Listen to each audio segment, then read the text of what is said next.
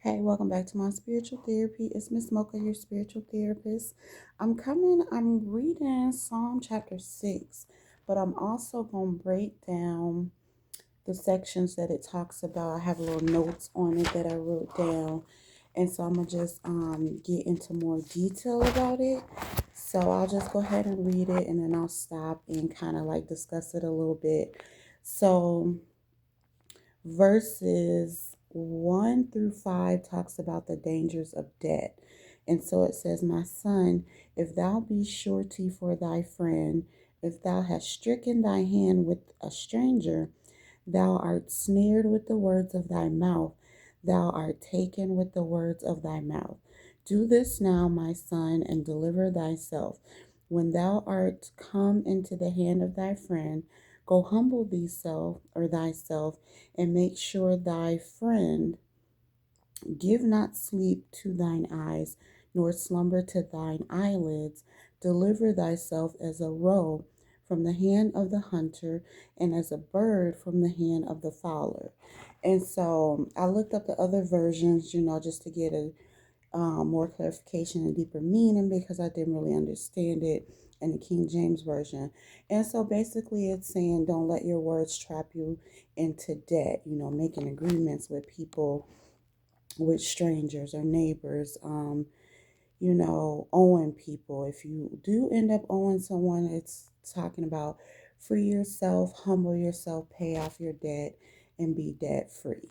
So, and I know I need to do that, but it's hard when you can't really pay back your debts, and so it's I guess it's just a warning not to even get into debt. Basically, is what it's saying. Okay, and so verses 6 through 11 talks about the dangers of being lazy. So it says, Go to the ant, thou sluggard, consider her ways and be wise, which having no guide, overseer, or ruler, provideth her meat in the summer, and gathereth her food in the harvest. How long wilt thou sleep, O sluggard? When wilt thou arise out of thy sleep? Yet a little sleep, a little slumber, a little folding of the hands to sleep. So shall thy poverty come as one that travaileth, and thy want as an armed man. And so it's basically saying, watch the ant, consider her ways and be wise. Learn from the ants. And it's funny that it's ants, but it's true. If ants have no guide, overseer, or ruler, yet they still eat in the summer and gather food, to store for the winter so that they can eat then. So they're very productive, is the message here. So it's saying, you lazy ones, sleep and sleep and get poorer and poorer. You'll have nothing, like you've been robbed and left with nothing. And so that's saying, for anyone that's lazy, that's not working, you should take heed to what ants do and be productive. Do some kind of work. Like, even for me, I can't go out here and work a physical job for a 9 to 5 or whatever, but I'm still reading the Bible, studying the Bible, creating content, trying to help other people learn what I learned, teach people what I learned. So it's always something to do, basically, is what these verses are saying. Don't be lazy. Okay. And so verses 12 through 15 talks about troublemakers. So it says, A naughty person, a wicked man walketh with a froward mouth. He winketh with his eyes. He speaketh with his feet. He teacheth with his fingers. Frowardness is in his heart. He devises mischief continually. He soweth discord. Therefore shall his calamity come suddenly. Suddenly shall he be broken without remedy. So basically, it's saying a wicked person, a naughty person, one who's walks around with a corrupt or vulgar mouth, is basically a villain, worthless even, with the evil and wicked heart, and with evil and wicked plans and plots for people. Because they're like that, it's saying that disaster, which is calamity, will come suddenly, and he'll be broken and destroyed without a cure. That's the remedy. So without a cure or a solution. So it's you're basically destroying yourself being this way, being a troublemaker, is what these verses are saying. Then we get to the ones I really love because God do not play when he talk about what he does not like in people. And verses 16 through 19, yeah, 16 through 19 talks about the six things that God hates, but seven that are abomination to him. So it's like he hates these. If you do them, you're abomination to him. He do not rock with these seven things. And so it says these six things doeth the Lord hate. Yes, seven are an abomination unto him. A proud look, a lying tongue, and hands that shed innocent blood. A heart that devises wicked imaginations, feet that be swift in running to mischief, a false witness that speaketh lies, and he that soweth discord among brethren. And so, just to break it down a little bit more, it's basically he hates pride, arrogant ones, eyes that look down on others. So, people that treat people bad, that think they're better than people, any type of being prideful. He hates liars. He hates hands that kill innocent people. He hates hearts that plan evil, wicked things to do to people, self, animals, anything that God has created.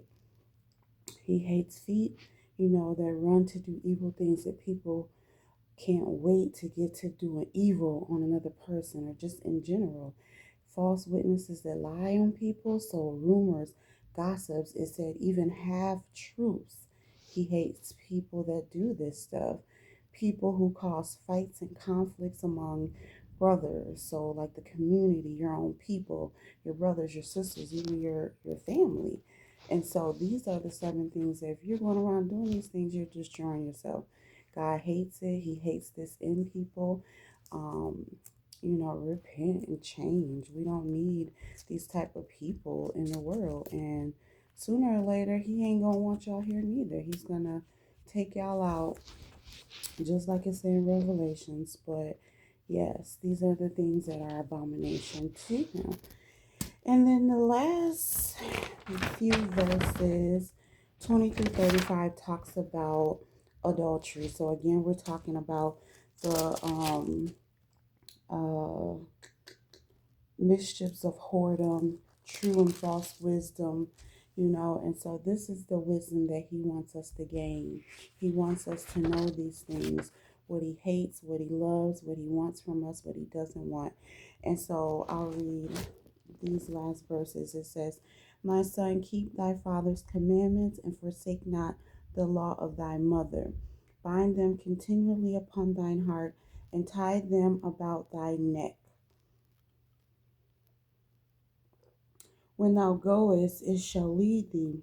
When thou sleepest, it shall keep thee. And when thou awakest, it shall talk with thee. For the commandment is a lamp, and the law is light, and reproofs of instruction are the way of life, to keep thee from the evil woman, from the flattery of the tongue of a strange woman. Lust not after her beauty in thine heart, neither let her take thee with her eyelids. For by means of a whorish woman a man is brought to a piece of bread, and the adulteress will hunt for the precious life. Can a man take fire in his bosom, and his clothes not be burned? Can one go upon hot coals, and his feet not be burned? So he that goeth in to his neighbor's wife, whosoever touches her shall not be innocent. Men do not despise a thief, if he steal to satisfy his soul when he is hungry. But if he be found, he shall restore sevenfold. He shall give all the substance of his house. But whosoever committeth adultery with a woman lacketh understanding. He that doeth it destroyeth his own soul. A wound and dishonor shall he get, and his reproach shall not be wiped away. For jealousy is the rage of a man, therefore he will not spare in the day of vengeance. He will not regard any ransom, neither will he rest content, though thou givest many gifts. So basically, I mean, that was kind of straightforward, but it's saying be guided by your parents' teachings. And it doesn't specify what to do if you didn't have parents' teachings. But I'm going to say that if you didn't have your parents' teaching, you can always ask God for his teachings. That's why his words are here. And it's like saying, for sound advice is a beacon, good teaching is a light, and moral discipline is a life path. So you are to keep it, and so that it'll protect you from promiscuous women or promiscuous men, however we're reading it, whoever we are. And then it talks about you can buy a whorish woman or a prostitute for a price like a piece of bread, or you can buy her like you buy a piece of bread. But an adulterous, promiscuous, whorish, or woman or prostitute will take your precious life.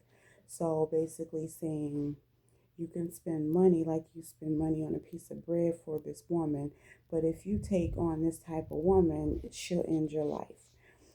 There's punishment for sleeping with your neighbors or other men's, any man's wife. If someone's already married, it's adultery. So it's punishment for that because, it's one of the 10 Commandments. God did not take light of that at all. Men don't despise a thief if he steals because he's hungry. It isn't an excuse. If he's caught, he has to pay it back. But committing adultery means you lack understanding, you destroy your own soul. Again, it's one of the 10 Commandments. God is not playing about it. Um, just like stealing. And when it says you get wounds and dishonor, it's like you're going to get physical and emotional damage, fights by the jealous husband or jealous spouse, or the vengeance that the spouse is going to pay back to you. Not saying that God is um, saying vengeance is okay from someone, but he knows that's what a jealous spouse is going to do. Publicly damage you, physically damage you, emotionally damage you, mentally damage you for sleeping with their spouse, for committing adultery. And that God allows it because it's your form of punishment for doing what he is saying not to do. So even if you try to reason with the spouse or try to pay your way out of it, it's still going to happen to you. You're still going to be punished for committing a sin. So that's what it's saying. Don't do it. So that is what um chapter 6 is about. It's really good, giving us some good wisdom here. And I know we can learn a lot from this word. This is why I keep reading it, keep studying it, keep teaching. I'm really chasing God in this time, because it's like this is all I have left. I don't have anything else, or anyone else but God. So this is what I'm doing it for, and he's leading me to study this to gain the wisdom so that I can, pay it forward, give it back to the people, to the community, to who's ever watching these videos, to help us all come in agreement with God and live how he wants us to live. So I know I'm trying my hardest to live how he wants me to live, because I need all my blessings for me and my kids, because it's only God that helps see us through. So, yeah, that's what I got. As always, thanks for listening.